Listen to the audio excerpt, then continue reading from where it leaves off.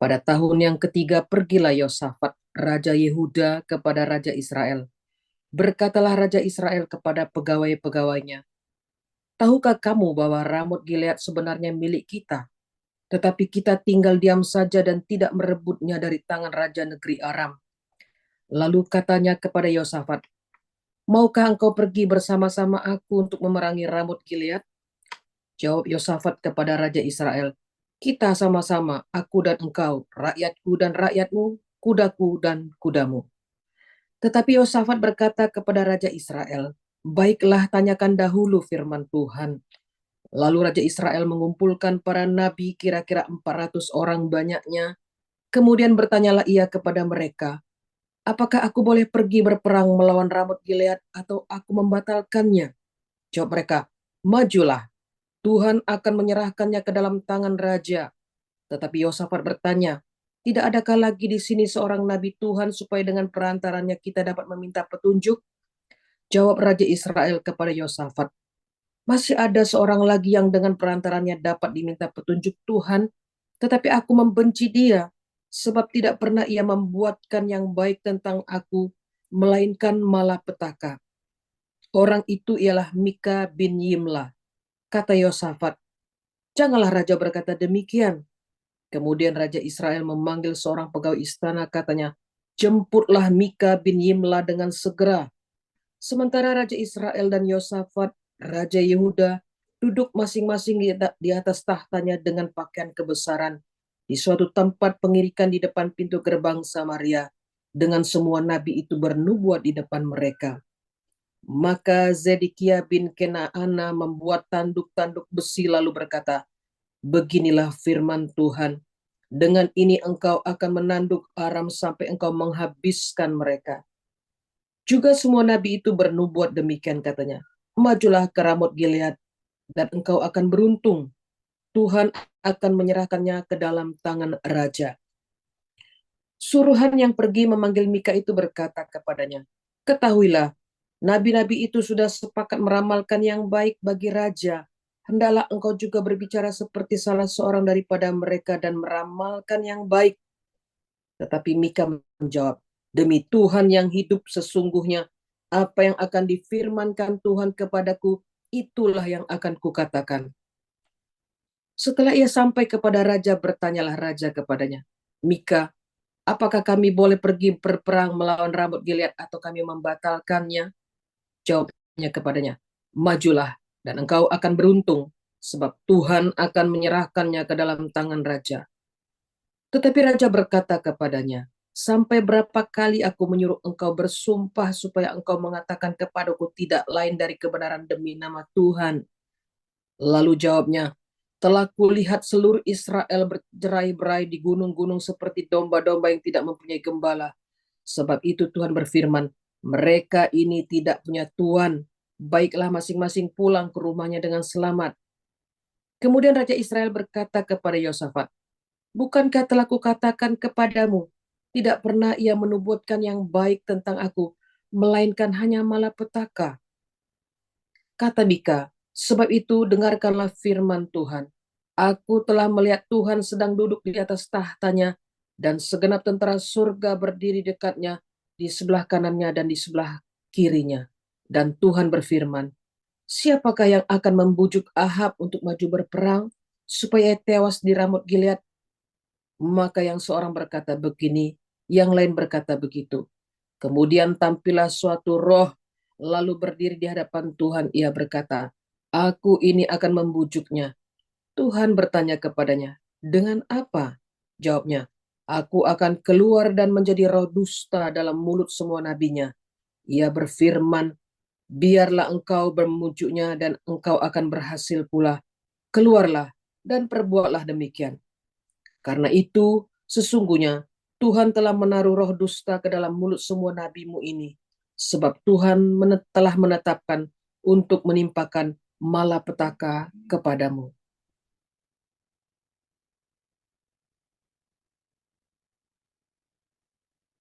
Lanjut, Ibu Putut.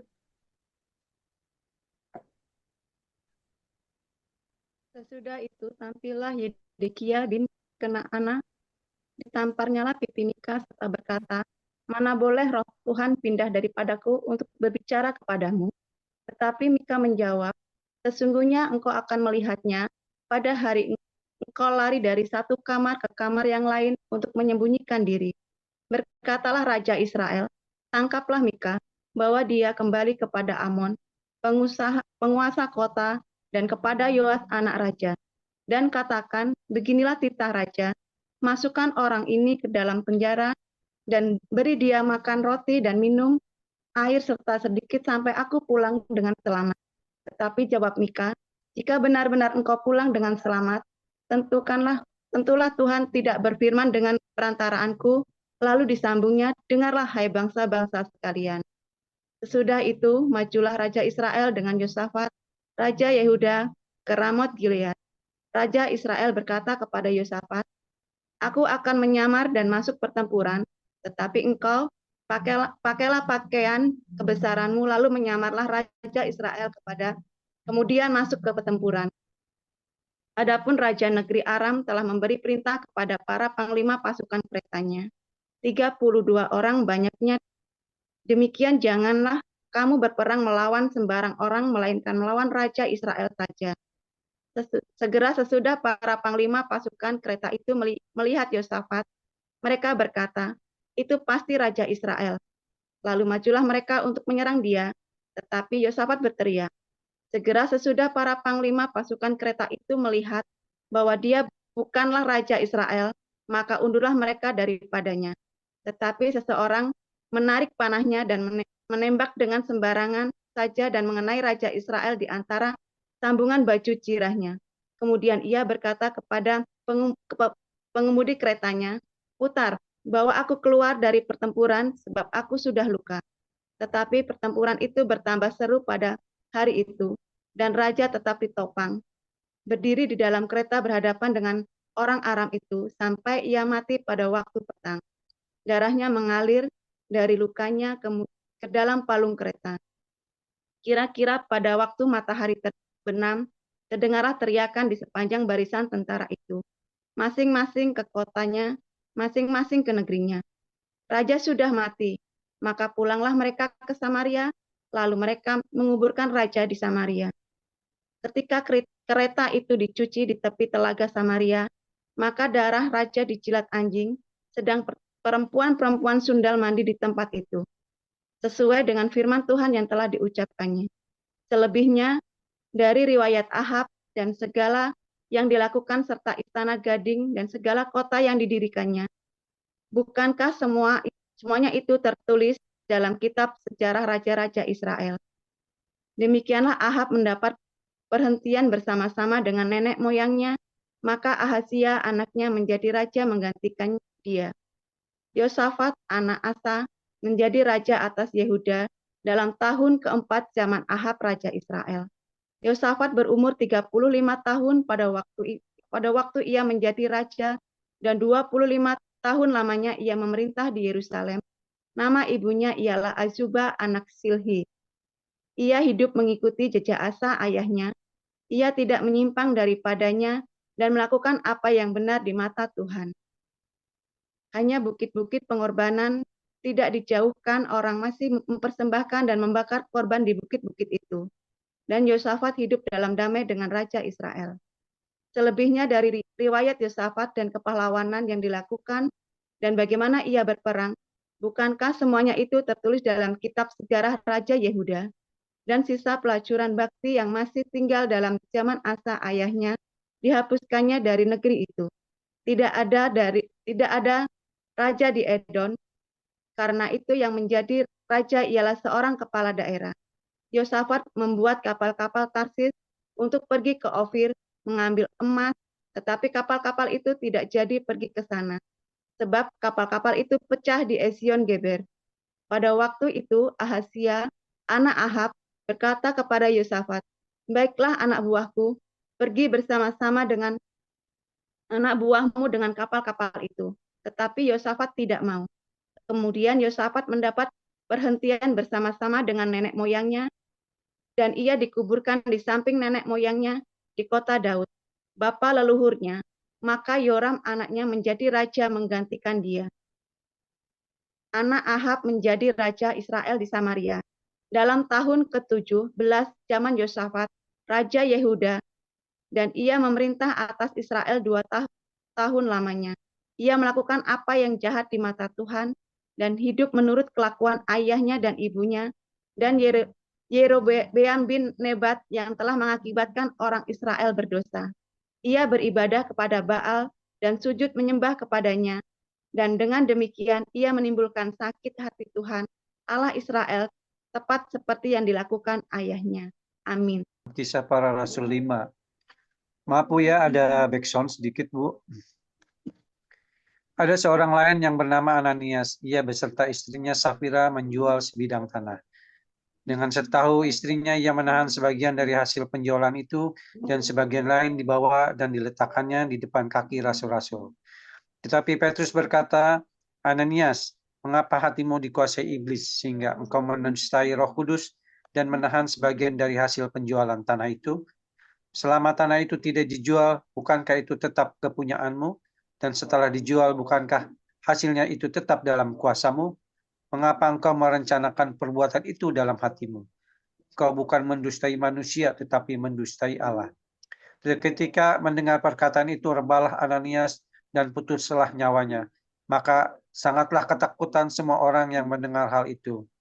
Lalu datanglah beberapa orang muda, mereka mengapani mayat itu, mengusungnya keluar dan pergi menguburnya. Kira-kira 3 jam kemudian masuklah istri Ananias, tetapi ia tidak tahu apa yang telah terjadi.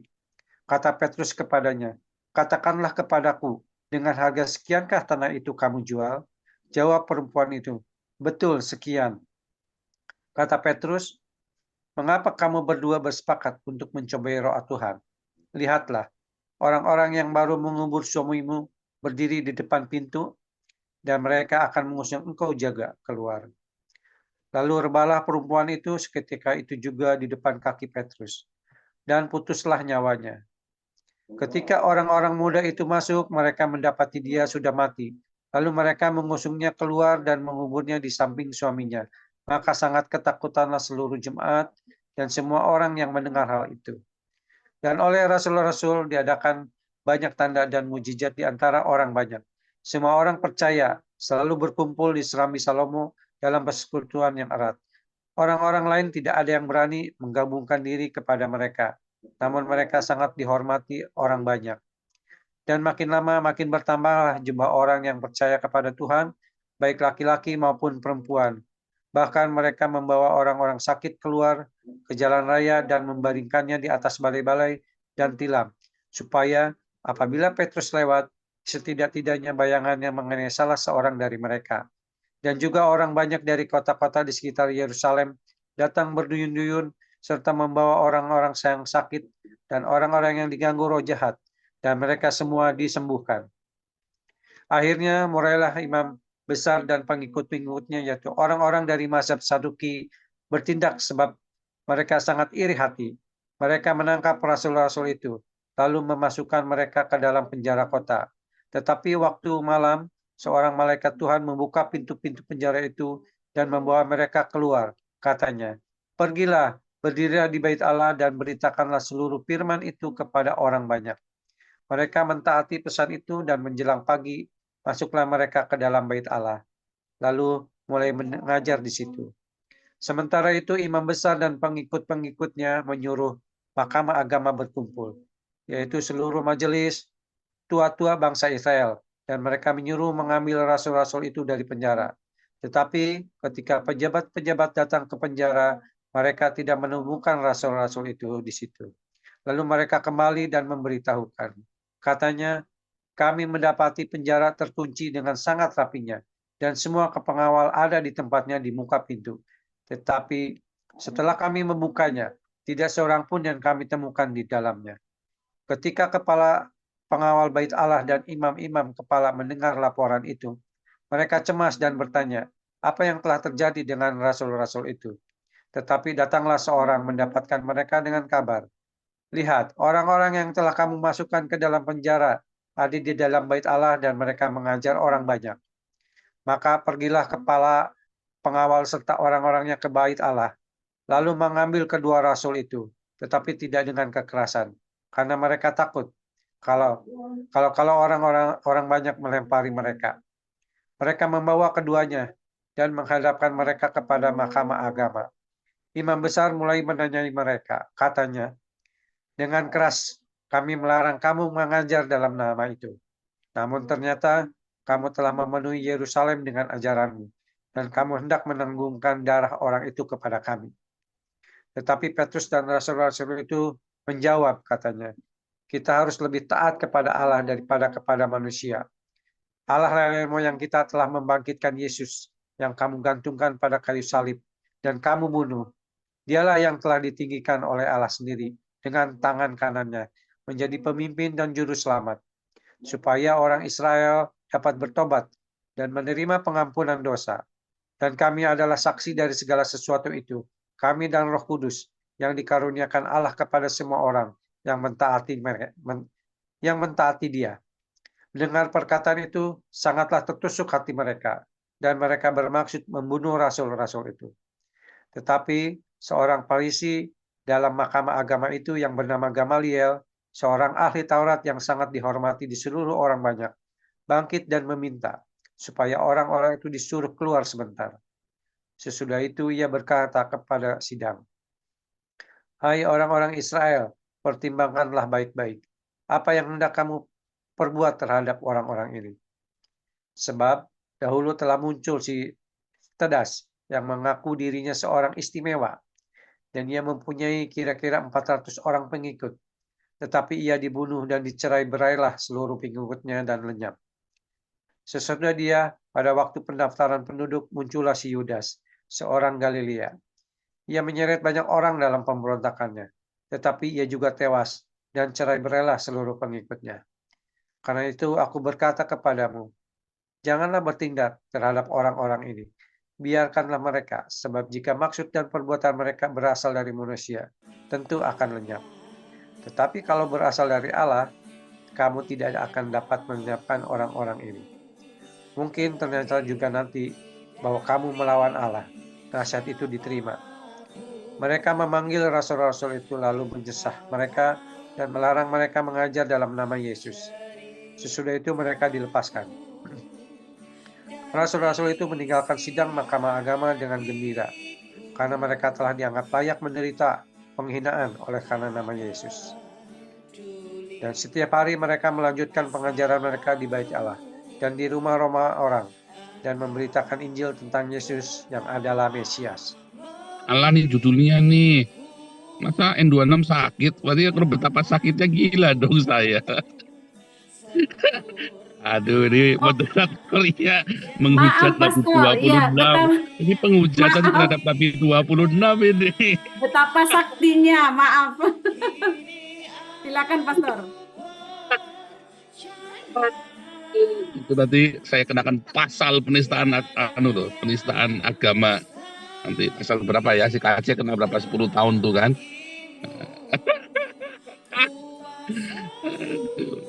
Laju ya. Jadi nggak jadi sakti dong ini. Jadi ini kasih pengantarnya udah nggak enak nih.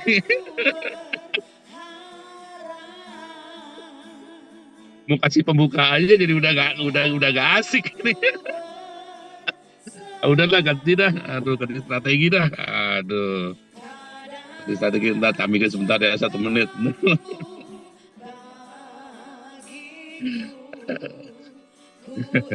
Ya, oke saudara, bercanda ya saudara ya. Kayak gitu lah, ngeliat judul langsung kejang-kejang, sombong Nabi 26 sakti. Iya saudara, orang baru ngeliat judul ini supaya kalian terbiasa. Kalau ngeliat judul, ngeliat bungkus, ngeliat kulit, jangan langsung kejang-kejang. Nah, ini kayak Bu Ros ini kan, langsung betapa sakit dia tapi 20 ngaku-ngaku sakti kan. Orang kalau ngaku-ngaku sakti biasanya dia sakit memang saudara ya. Jadi kalau ada bilang, saya ini nabi yang paling sakti ya, biasanya dia sakit saudara. Ya kan, saya ini yang paling hebat ini, ya biasanya dia orang sakit saudara. Jadi saudara, memang ya sekarang ini ada gejala-gejala ya, pendeta merasa dirinya paling baik, pendeta atau apologet merasa dirinya paling baik, agama-agama merasa dirinya paling baik, ya saudara ya. Lalu yang lain jelek semua. Nah itu orang-orang sakit tuh saudara. Orang-orang beragama yang dirinya merasa paling baik, paling suci, paling mulia itu orang sakit. Makanya Indonesia ya isinya orang sakit itu ya. Merasa paling suci, agamanya paling benar. Nah itulah orang sakit itu. Orang yang merasa agamanya paling benar itu orang sakit saudara. Ya. Orang yang merasa paling benar sendiri, pokoknya kalau suamimu merasa benar sendiri, istrimu merasa benar sendiri, dia sakit. Maklumi saja. Pegangnya patuknya, pegang di patuknya. Oh pantes. Nah, gitu. Aduh, nggak dijatah lu sebulan mati lu. Lagi ngamuk. Oh pantes. Kalau saya benar, ya paling benar ya. Berarti biasanya dia lagi sakit saudara ya. Karena yang benar hanya Tuhan Yesus. Nah, saudara ketika kita belajar ya firman Tuhan. Tadi kan barusan pengenalan Bible study ya menjadi murid Kristus. Proses saudara ya. Semua melalui proses. Orang kalau sudah lahir baru, dia tidak akan berdosa lagi. Tapi ya saudara, ada yang namanya hukum proses, pendewasaan. Ya. Bedakan salah dengan dosa. Makanya kan Daud berkata, ya dalam kesalahan dalam dosa aku diperanakan, dalam kesalahan aku di kandung ibuku, ya kan, dibedakan antara dosa dengan salah. Ya, orang kalau sudah lahir baru dia tidak akan berdosa lagi. 1 Yohanes 3 ayat 9, karena ada benih ilahi di dalamnya. Tapi ngitung 1 tambah 1 sama dengan 3 masih bisa nggak saudara? 1 tambah dengan 1 berapa? 3 kayak tadi ya. Udah terang-terang tulisannya betapa saktinya Nabi 26. Masih bikin salah, betapa sakitnya Nabi 26. Coba bayangin. Apakah dosa? Ya enggak, salah. Tapi kan tidak dosa. Cuma dia berdosa kepada saya, saudara tadi kan. Bukan berdosa kepada Tuhan. Masa Nabi 26 dibilang sakit? Kan nggak benar, saudara kan. Orang bisa salah, saudara. Ketika kamu lahir baru, kamu bisa salah. Tapi kamu tidak bisa berdosa lagi. Ya, kamu tidak bisa berdosa, tapi kamu bisa bikin salah. Ketika misalnya nih, kamu tidak sengaja ngambil keputusan, waduh, bangkrut saudara, dosanya. Bisa kan, salah kan? Ambil keputusan, aduh, keputusannya salah, ya, bisa salah saudara. Tapi ketika orang-orang itu sudah lahir baru di dalam Tuhan, ya, nah ini kemarin ya, lanjutin kemarin tahun ular saudara ya. Kalau kamu sudah di dalam Tuhan, waktu kamu mau ngambil keputusan, kamu berdoa sama Tuhan, Tuhan tolong aku. Ingat semua keputusan yang kamu ambil dalam kegundahanmu, kamu harus keputusan yang karena cinta, bukan karena nafsu, bukan karena dendam, bukan karena kebencian, tetapi keputusan yang karena cinta. Ya.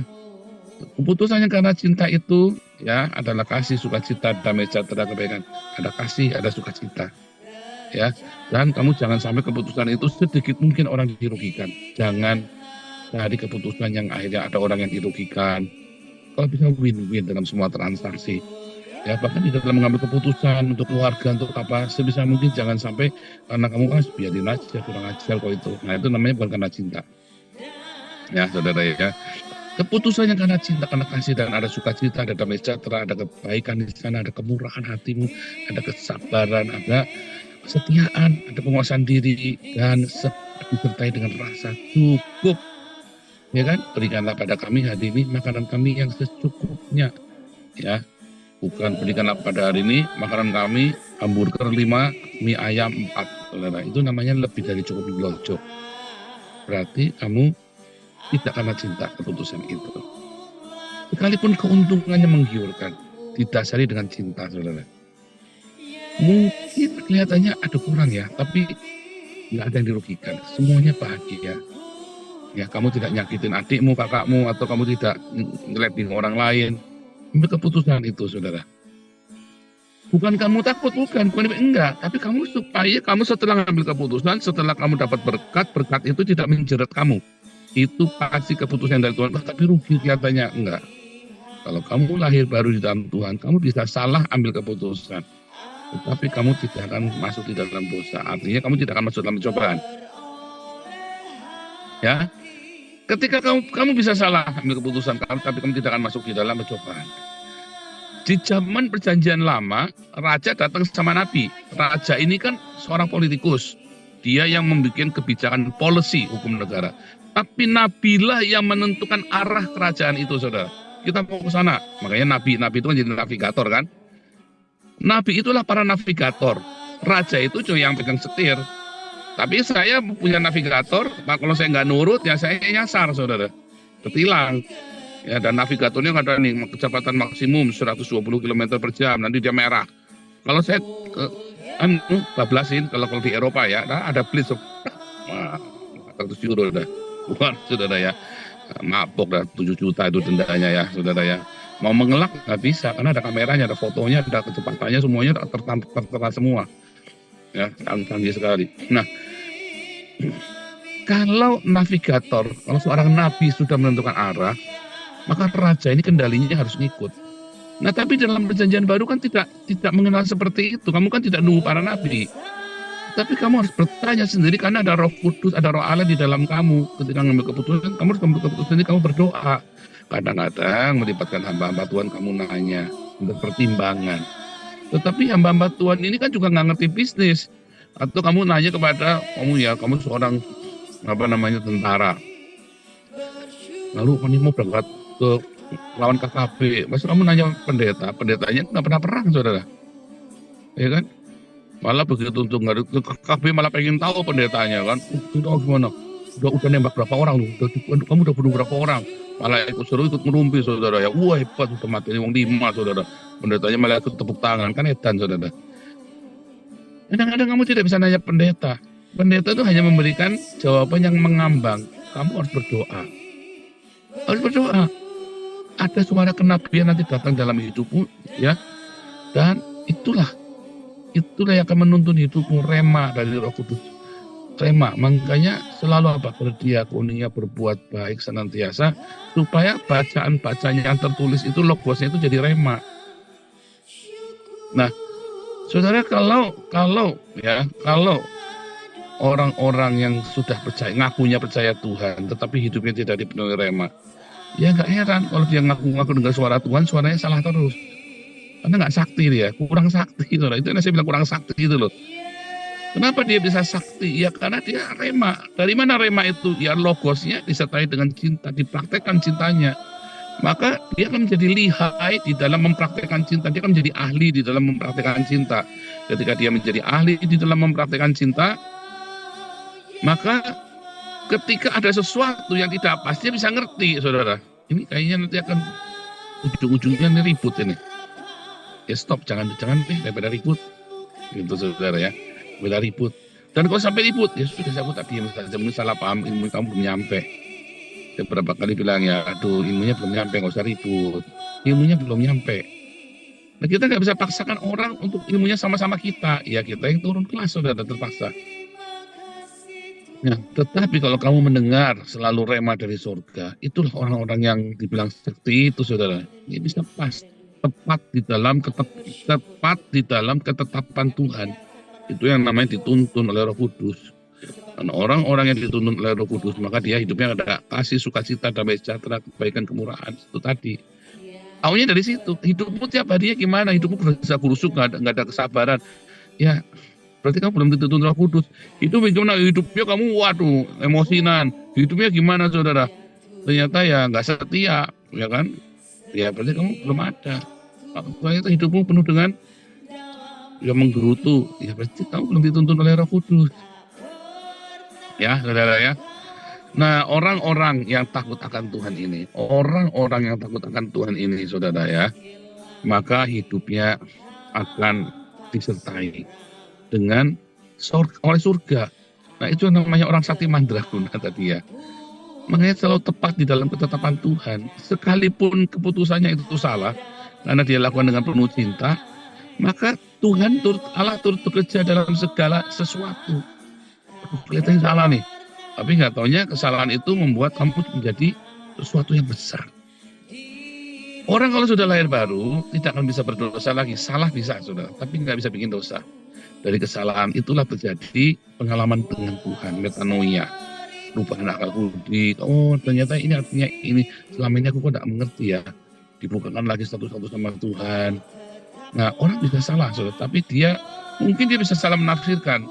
Tapi suatu hari kalau dia tetap mengasihi Tuhan, Tuhan akan benerin dia, asal dia jangan gengsi, asal dia jangan keras hati, Tuhan akan masuk ke dia. Ya, saudara ya. Jadi saya ulangin, orang kalau sudah lahir baru, dia bisa bikin salah. 1 tambah 1 berapa? 3 Pak, mantap. Bisa saudara salah, tapi dia tidak bisa berdosa lagi. Tidak bisa tersesat lagi maksudnya ya. Tidak bisa hamartia lagi.